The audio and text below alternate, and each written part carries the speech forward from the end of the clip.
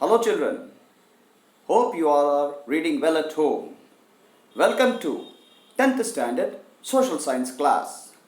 Today we are going to learn the lesson Federalism from Democratic Politics.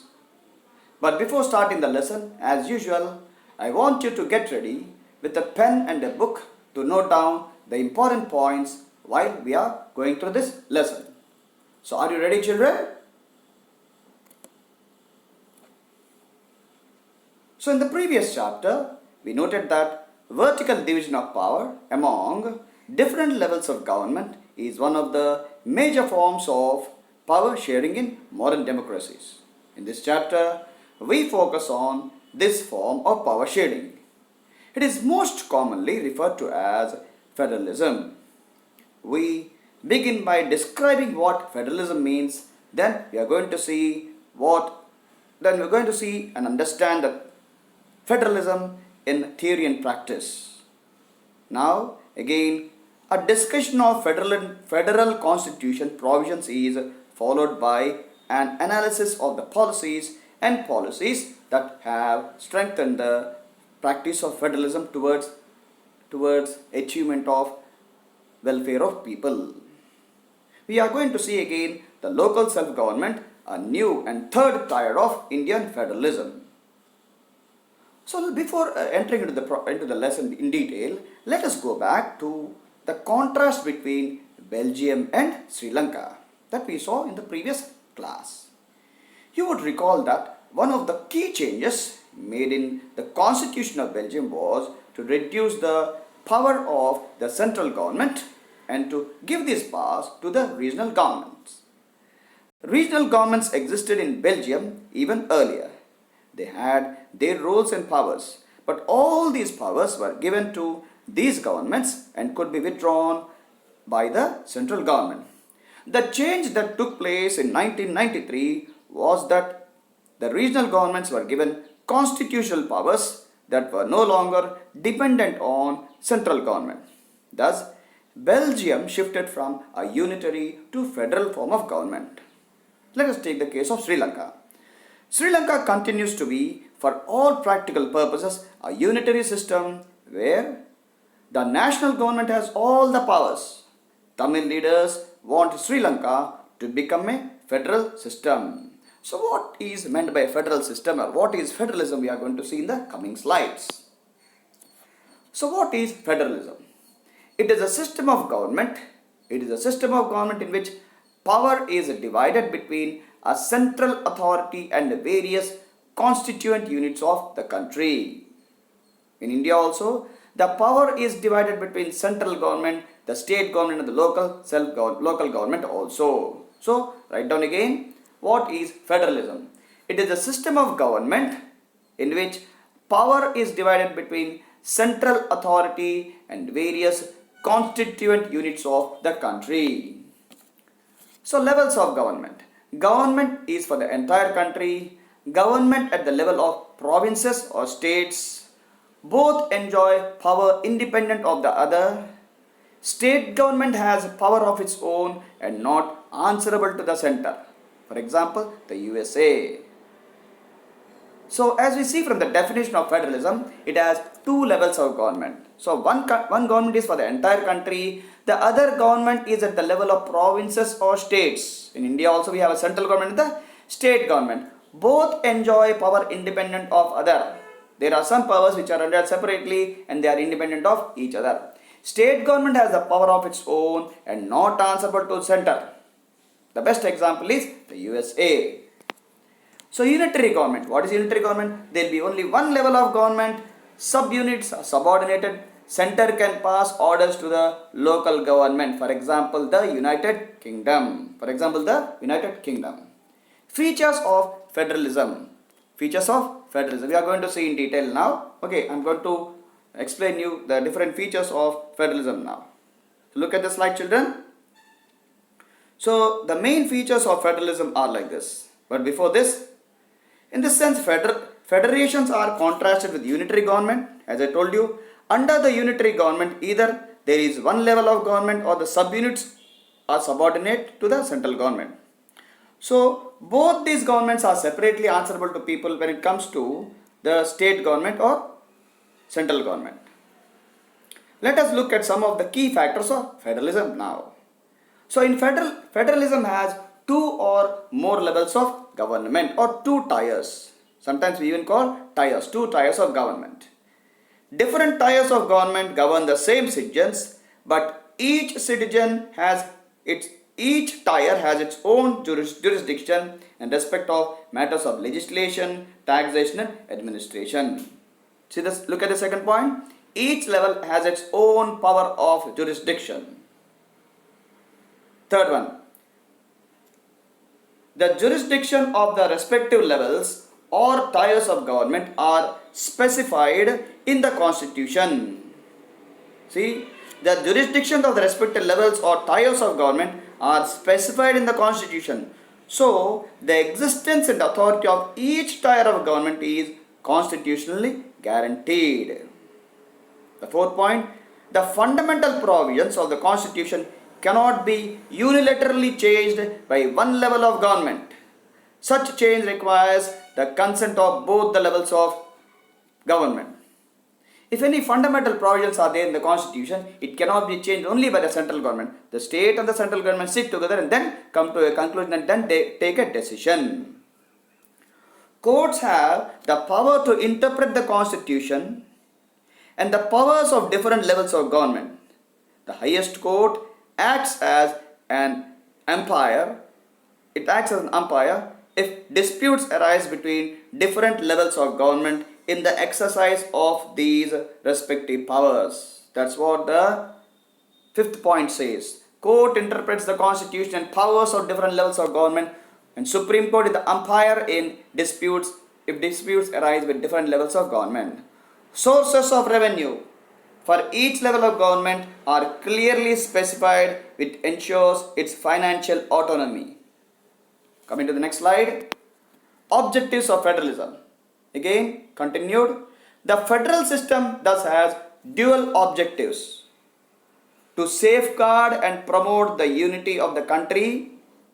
Remember, the first objective in this subtopic is the federal system has dual objectives. The first one, to safeguard and promote unity of country, while at the same time the next one is to accommodate regional diversity. Therefore, two aspects are crucial for institutions and practice of federalism. Government at different levels should agree to some rules of power sharing. They should also trust that each would abide by its part of the agreement. An ideal federal system has both aspects: mutual trust and agreement to live together. Let us look into them again. Let us look at the objectives of federalism again. So, as we have studied, features of federalism: it has two or more levels of government. Second point is, each level has its own power or jurisdiction. Jurisdiction is specified by the constitution, and there is constitutional guarantee of authority. Constitutional provisions can be changed only with the consent of both levels of government. Court interprets the constitution and powers of different levels of government. Supreme Court is the umpire if disputes arise with different levels of government. Sources of revenue are clearly specified to safeguard and promote the unity of the country. Last but not the least, to accommodate regional diversity. So let us look at the two crucial aspects of ideal federalism. Governments at different levels should agree to some rules of power sharing. Government at different levels should agree to some rules of power sharing. The next one is, trust and agreement to live together must be there. These are the two crucial aspects of an ideal federalism. So we'll see the difference between coming together and holding together governments. So what is coming together and holding together government? We are going to see now. Look at the slide, children. So coming together, independent states coming together on their own to form a bigger unit. The second point, it increases security by pooling sovereignty and retaining identity.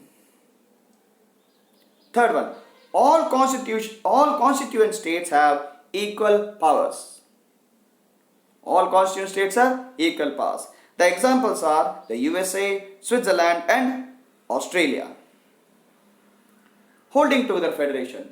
A large country decides to divide power between constitutional units and center.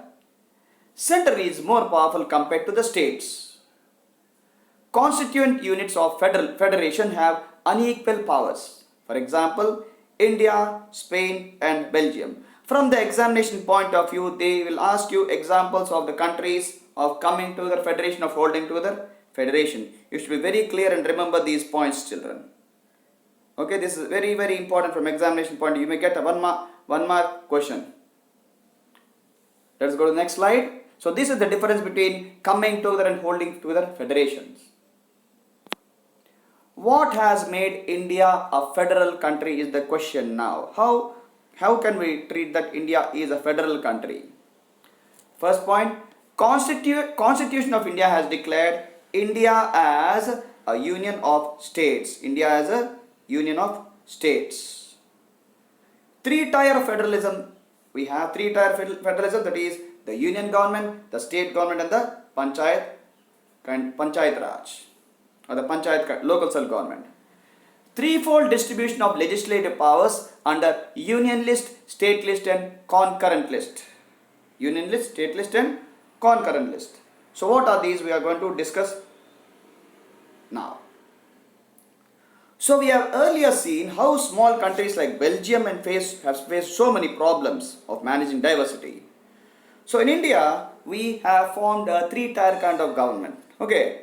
So the Constitution originally provided for two-tier system of government, the union government or what we call the central government representing the Union of India and the state governments. Initially, when the Constitution of India was formed, it actually framed a two-tier government only. Later, a third tier of federalism was added in the form of panchayats and municipalities.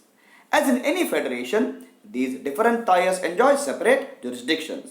The Constitution clearly provided a threefold distribution of legislative powers between the union government and state government. Thus, it contains three lists. As we have seen, union list, state list and concurrent list. What are these? We are going to see now and later also. Okay.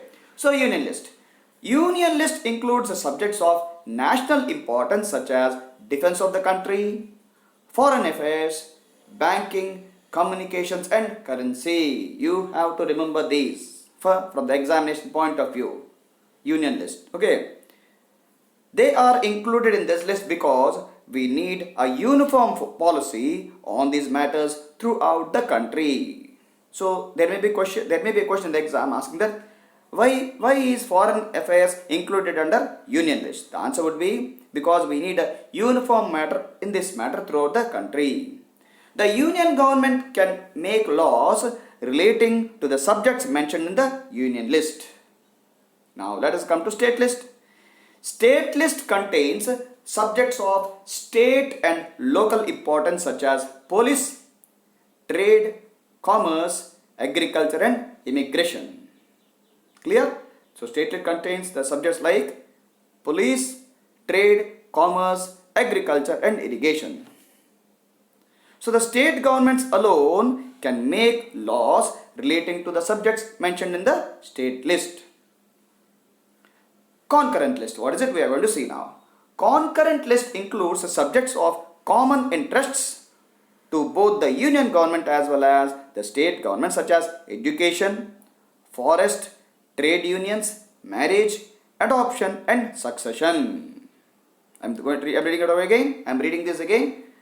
Education, forest, trade unions, marriage, adoption and succession. Both the union as well as the state government can make laws on the subjects mentioned in this list. If their laws conflict with each other, the law made by the union government will prevail. Remember this point. If the laws conflict with each other, the law made by the union government will prevail. What about the subjects which do not fall into any of these three lists? For example, computer software. When the Constitution of India was framed, computer software was not much developed at the time. So they actually decided that whatever comes later on, according to the Constitution, the union government has the power to legislate on residuary subjects. So computer software came up after the constitution was made. So these come under residuary list. Remember, residuary list. And only union government has the power to legislate on these residuary subjects, not the state government. Clear? So we noted that most federations that are formed holding together do not give equal power to its constituent units. Thus all states in the Indian Union do not have identical powers. Some states enjoy special status, like Jammu and Kashmir has its own constitution. Many provisions of Indian constitution are not applicable to the state without the approval of the state assembly. Indians who are not permanent residents of this state cannot buy land or house here. Similar special provisions exist for some other states of India as well.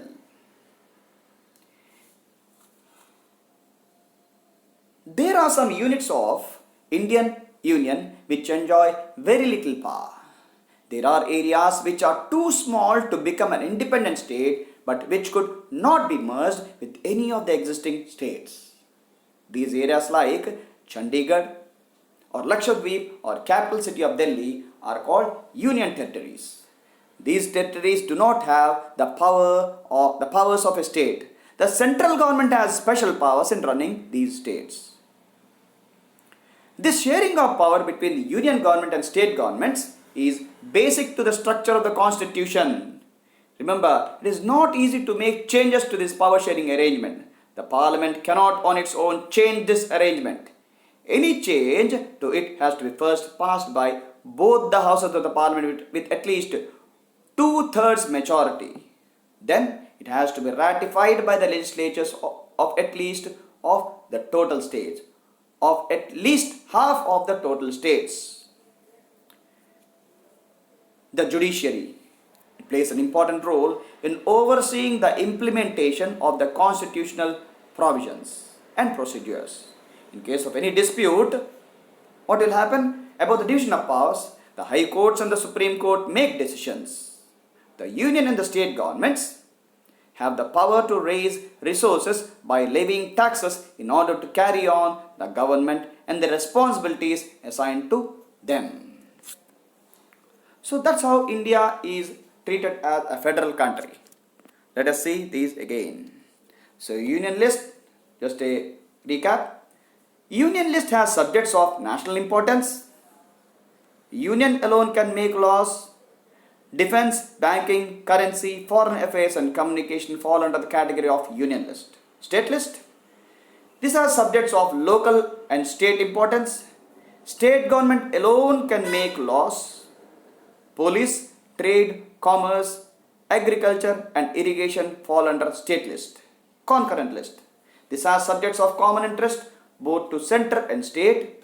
Both the center and state can frame laws.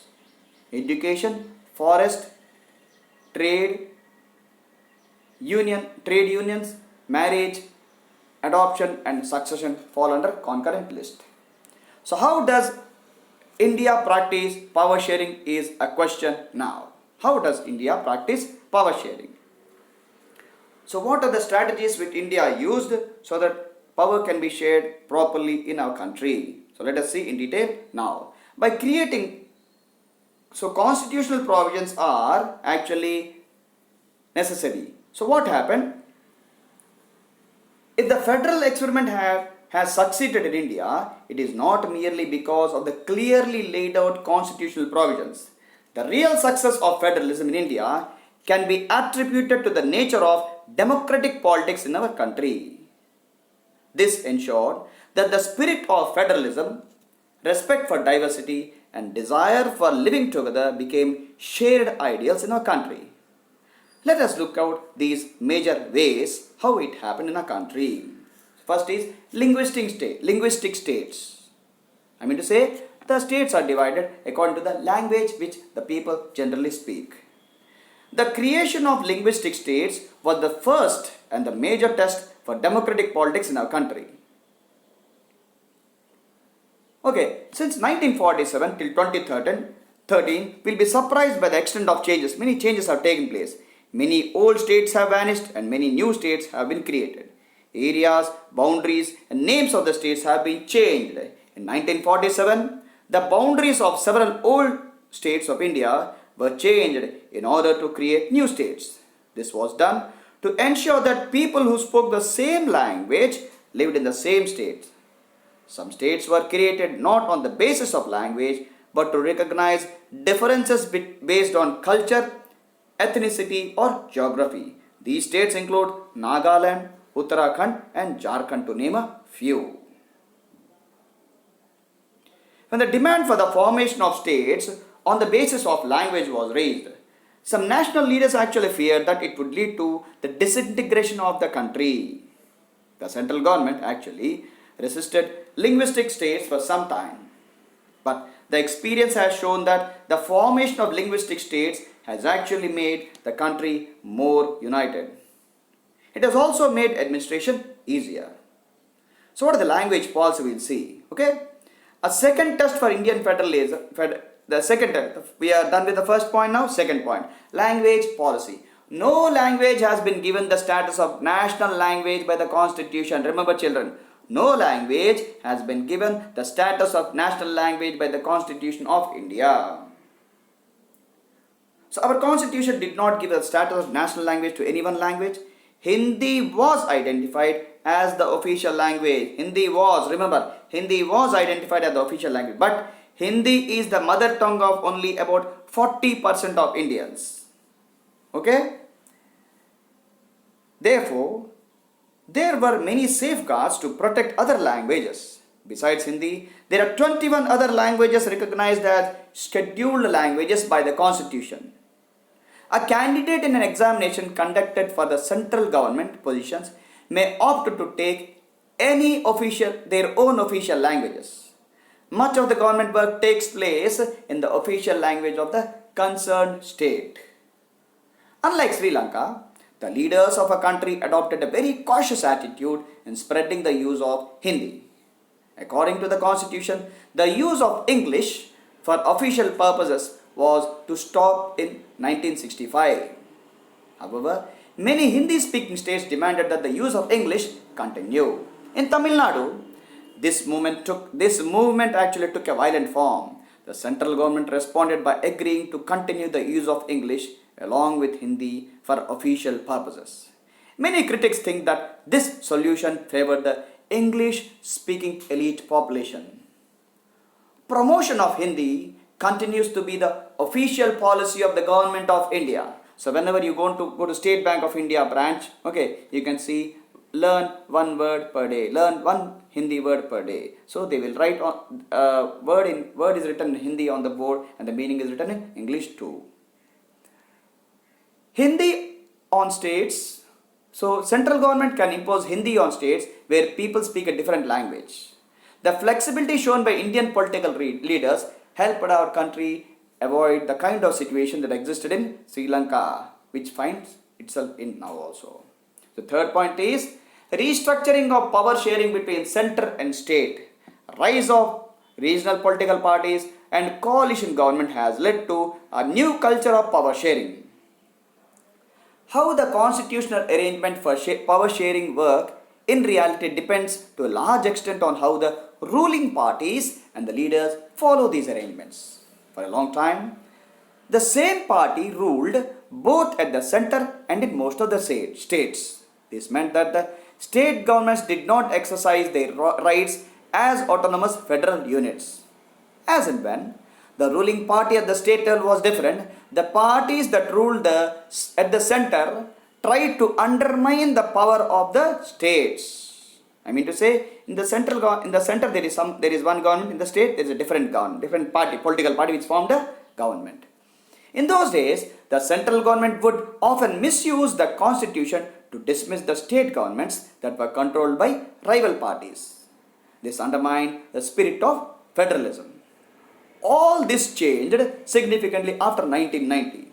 This period actually saw the rise of regional political parties in many states of the country. This was also the beginning of the era of coalition government at the center. Since no single party got a clear majority in Lok Sabha, the major national parties had to enter into an alliance with many parties, including several regional parties, to form a government at the center. So this actually led to a new culture of power sharing and respect for the autonomy of state governments. This trend actually was supported by a major judgment of the Supreme Court that made it difficult for the central government to dismiss state governments in an arbitrary manner. Thus, federal power sharing is more effective today than it was in earlier years after the Constitution of India came into force. We even have the threefold distribution of legislative powers. Clear? Residual powers, as I have told you, or as I told you, some subjects are there which do not fall under the concurrent list, the union list, or the other list. Three lists are there. So, computer software comes under the residuary list. So, as I told you, many states have been formed because of the ethnicity, culture and geography. These are Nagaland, Uttarakhand and Jharkhand. Language policy, as we discussed about all these things, children. So what brought about real success of federalism in India? The nature of democratic politics, respect for democratic politics, desire for living together. What undermines the spirit of federalism? Center, if it misuses the constitution to dismiss the state government that was controlled by rival parties. Coalition governments led to new culture of power sharing and respect for autonomy of state governments. Decentralization, what is this we are going to see? When power is taken away from central and state governments and given to local governments, this is called centralization. Why? We are going to discuss in detail now. So first, let us understand decentralization. We noted above about the federal governments because they have two or more tiers of government. We have so far discussed the two tiers of government in a country. But a vast country like India cannot be run only through these two tiers. States in India are as large as independent countries of Europe. In terms of population, Uttar Pradesh is bigger than Russia. Maharashtra is about as big as Germany. Many of these states are internally very diverse. Then there is a need for power sharing within these states. Federal power sharing in India needs another tier of government. This is the rationale for decentralization of powers. Thus, resulted a third tier of government called local government. When power is taken away from central and state governments and given to local governments, it is called decentralization. That is the definition of decentralization. The basic idea behind decentralization is that there are a large number of problems and issues which are to be settled at the local level. People have better knowledge of problems in their localities. They also have better ideas on where to spend money and how to manage things more efficiently. Besides, at the local level, it is possible for people to directly participate in decision making. This helps to inculcate a habit of democratic participation.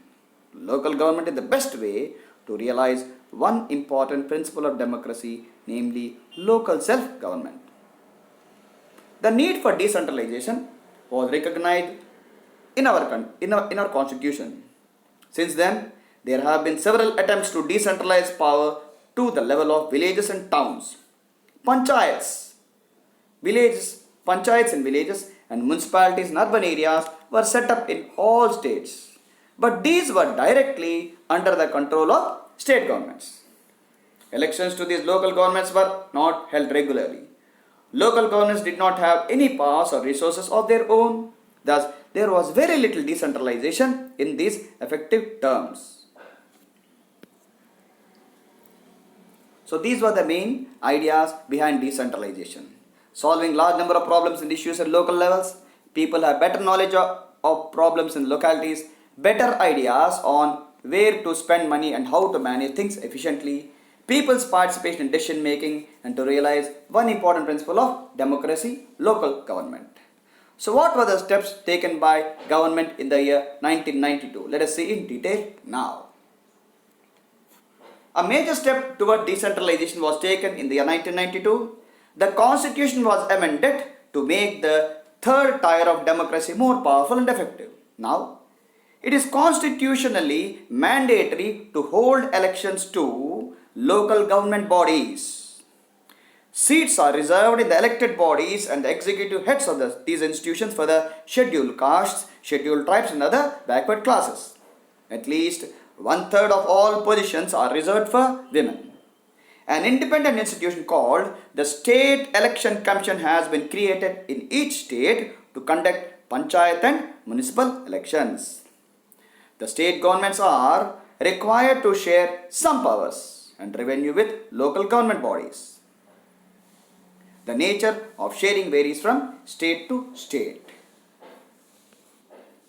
So let us have a brief look about the Panchayat Raj system in the rural India. So at village level, Gram Panchayat, then which is formed by Gram Sabha headed by Sarpanch.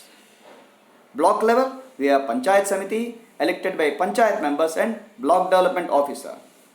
Districts, Jilla Parishad formed by members and have members of Lok Sabha and MLA of the district. Jilla Chairperson is there, is the head. Local government in towns, municipalities, municipal chairperson is the head. In big cities, we have municipal corporation and mayor is the head. Remember, mayor is the head in big cities.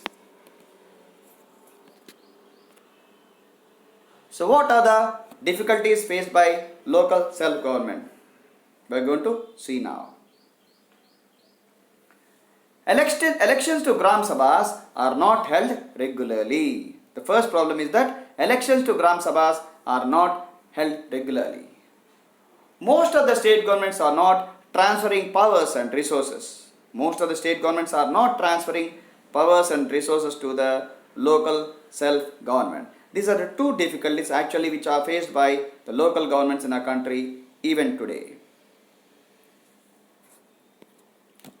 So with this, we come to the end of the lesson, Federalism.